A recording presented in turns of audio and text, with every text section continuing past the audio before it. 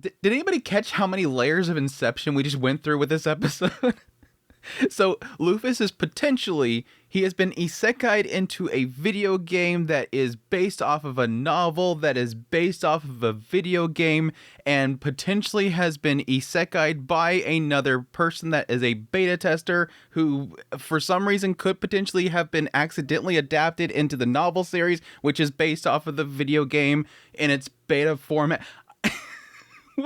What is going on here? What is going on here? But yes, episode 10 of A Wild Last Boss appears.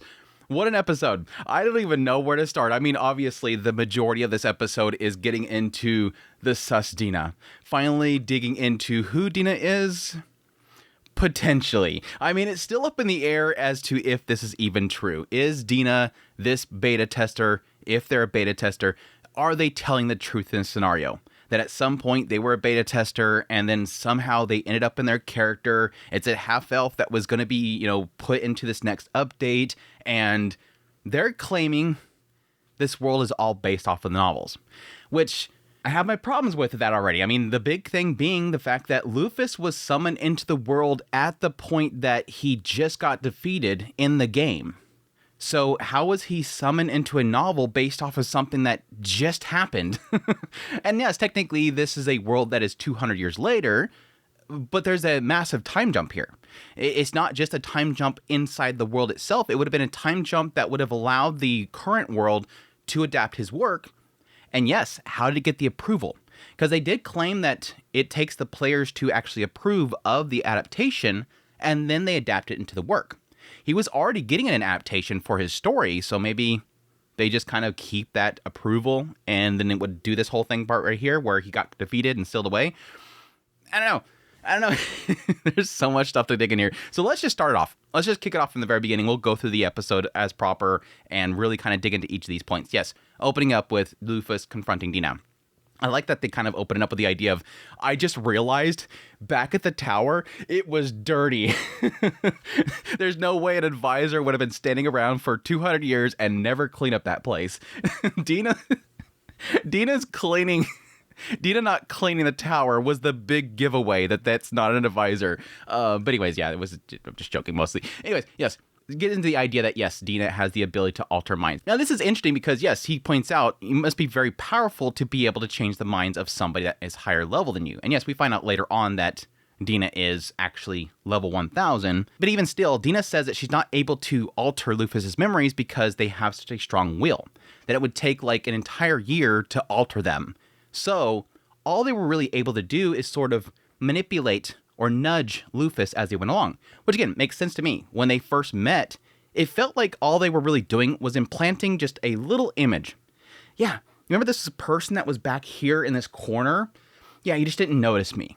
It was just a little bit of implanting in there. And additionally, it does sort of give credit to the entire series so far because, yes, the big question mark has been, why the hell is Luffus never really picking up on this? Yes, I even joked about it, I think, the last episode, and I've been joking about it for a while. Why are you so clueless? Like, why aren't you picking up on how sus Dina is? And it's really just a case of, in the story, Dina is constantly nudging Luffus in that direction. Don't question me, just a little nudge. Yeah, don't think about that too much. Don't think about that too. So whenever Luffus was going, I think I'm overthinking it, it could be Dina literally doing that. Don't think about it. Just move on. It's not that important. Now you're overthinking it. That kind of stuff. Not changing his mind, not altering his memories, just simply saying, just move on. So it was a cool little kind of thing to sort of explain that little bit of obliviousness there. This is the point that did make me kind of really question, because Dina does bring up here, I didn't actually think that you were going to be a player. I never expected you to be a player. That was a miscalculation. Which makes me kind of wonder, okay, so this kind of goes against my theory that Dina is Venus. That even though they are working for the Deep Devil Folk and their name there is Venus, they have the same hair color and everything as this character that was on the login screen that, just before he was summoned in. I'm still thinking there's a possibility it can still be the goddess. But this time I'm really kind of wondering, why would they go through this whole trouble of making up this big story about a beta tester and all their past comrades and how they have traces of them left behind and now they're isolated and they're all alone. Why go through this entire story? Why not just reveal it at this point? I don't know. I don't know. I still want to suspect that it's still Alavenus. Now, they could technically just be taking the appearance of Alavenus and that they were the person at the login screen that summoned them in. But again, it doesn't seem to imply that this Dina that we're talking to right now was the one that directly brought him into the world. Just simply implying that once he arrived in the world, probably learned about the fact that the kingdom was summoning somebody, found out that it was Luffus, and rushed over there and said, okay, I can use this person. That's what it's sort of implying here, that she had nothing to do with his summoning. This is simply the fact that, oh, found out that there was a player. But the question mark was, that I brought up in my mind, how does she know that Luffus is a player? I very quickly came to the conclusion, well, if he's bringing up, photos, well, that tells you that it's a person from their other world. Doesn't say it's a player specifically.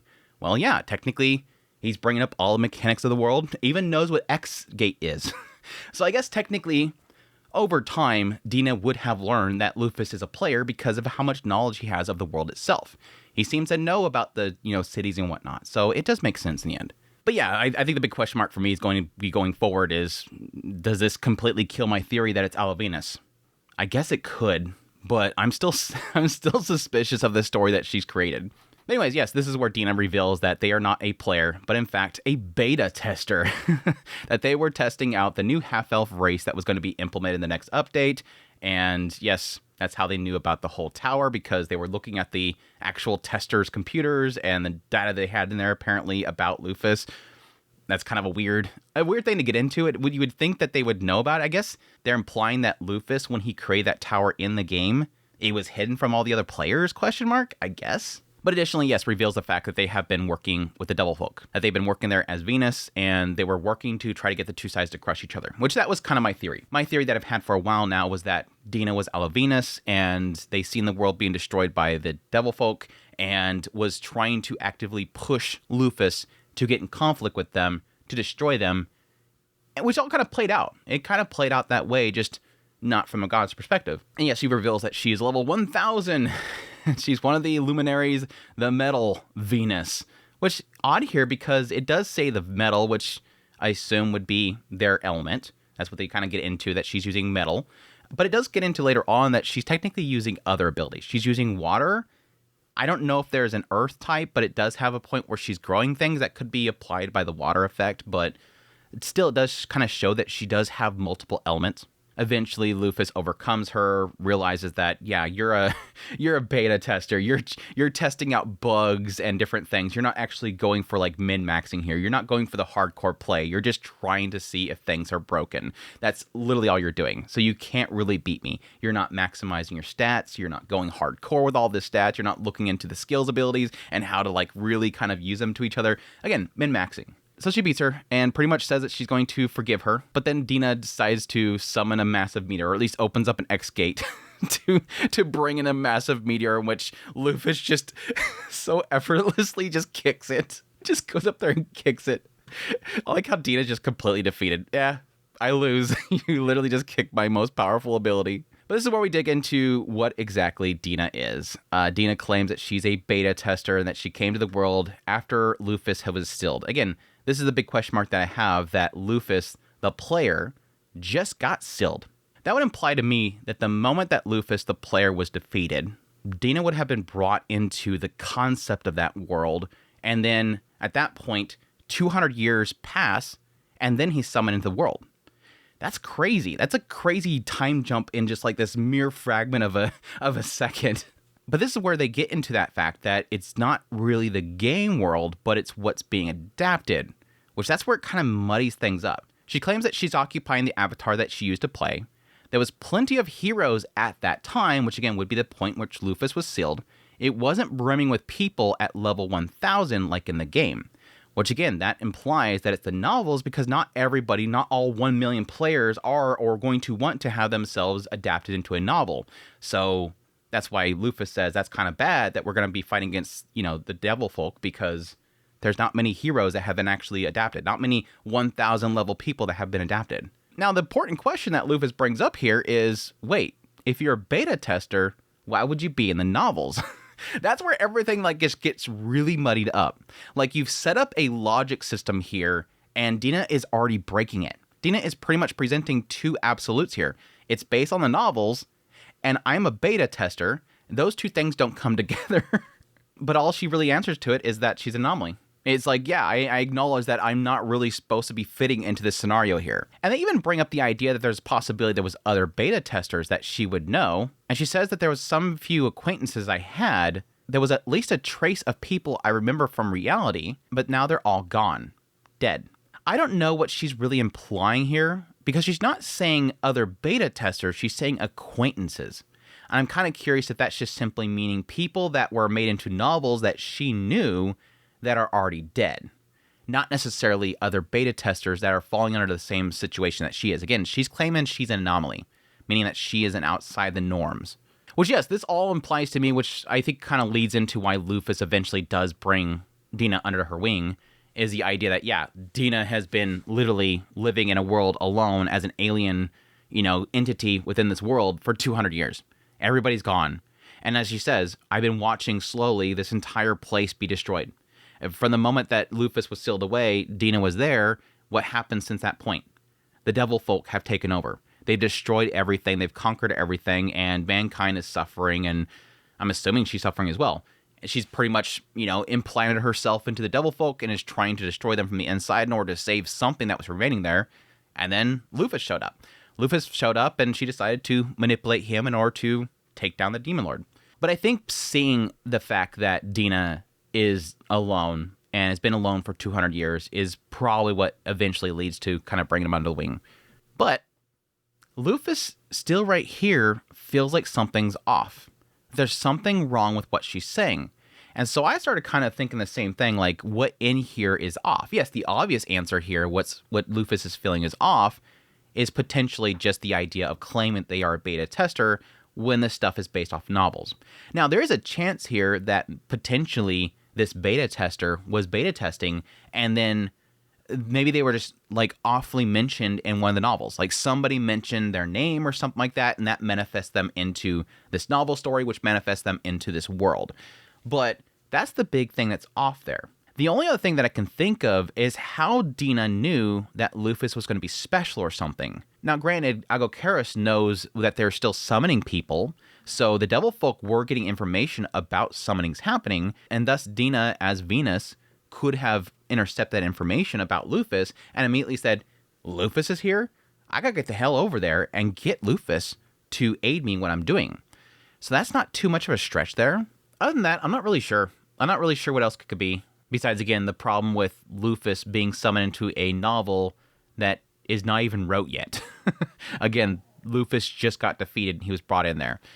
I don't know. But yes, anyways, Luffus decides to still accept Dina, that they've helped him out a lot. They're going to still accept them. And the idea that, yes, having an advisor who is harboring some secret plot sounds fun. You're sounding a lot like Luffus. Are you sure you're not just actually Luffus with some player memories put into you? Yep. Their memories are still mixing, that they're starting to change. I sort of get why Luffus is accepting Dina right here, because it does feel like that right there. That statement, this idea of like, this individual that was Luffus, they seem to imply they were somebody that went around and defeated people and then just brought him under the wing. That's why Luffus was such a great conqueror. Everybody was liberated. They weren't destroyed, they were liberated. But it's nice, though. I think in the end, if what Dina is saying here is true, it's nice for Luffus right here acknowledging that, in this world where there's no other players, assuming at this point that whoever else they find is not going to be a player, that Dina is the only other person that is another potential player. They're kind of two individuals that are anomalies in this world that can kind of stand side by side. If I was in that world, I would kind of want to do that as well. But anyways, the rest of them show up. It's got crap. I gotta give them a lie. Yeah, we were just attacked. They were still attacking the city, and we stopped them. Don't worry about it.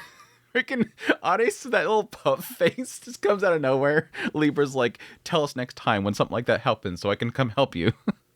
But yes, that's when they ask Agokeros if there's any other individuals besides Parthenos that they know about, and they bring up Scorpius, who was apparently another individual that joined the Devil Folk in order to get revenge, and Leo the Lion, who apparently currently is waging war against the Vampire Princess night and day. And again, we've seen the Vampire Princess at the very end of the last episode. So Luffus says right here, I don't want to get involved with that, which sucks because I thought we were going to run into the Vampire Princess. I actually thought that was going to be like our core end, because they show that character and I'm like, oh yeah, we're gonna go right into the fighting that character and then we'll just kind of wrap up the season. Nope, we're apparently still going to Parthenos, and Luffus doesn't want to have anything to do with this this vampire and Leo. But yes, the other thing that Agokaris brings up is that they have information that the kingdom that summoned Luffus apparently succeeded in summoning an actual hero, and it's a random Japanese kid. So I don't know, we might actually turn this into being the actual story of this entire thing is the hero that actually was summoned to save this world. That could technically be it. That could be it. The idea that this world is based off the novel series that is being adapted from the game, and it all leads into a story about, you know, Luffus being brought back, and then at some point this hero is summoned into the world that actually defeats the Demon Lord. I don't know. I have my fears. I always have fears about there being other isekais and isekai stories because I've had too many experiences where they're really terrible. But it doesn't seem like this is like some smirking evil boy just yet, so I'm hoping they just kind of just turn him into being a character that's off the side that Luffus will sort of support, and he actually goes and gets better to go after the Demon Lord, and Luffus just does his own thing. I don't think they're going to have him actually come after Luffus. It could be potentially, but I think it's probably going to be more a support thing. He just looks like a bog standard MC from an isekai, so I think he's kind of fitting. I think it's more fitting to the idea of, again, this being based off of an isekai story. It's just Luffus is not the main character. But that's my thoughts on episode 10. There's a lot to talk about. Sorry it took so long to get through all this stuff, but Dina's still sus. In the end, I still think Dina is going to be Aloe Venus. I think there's something in here that's still sus about her, but we'll see. We'll see. But I hope you guys enjoyed this video as always. Hope you enjoyed my yapping. Until next time, y'all take care.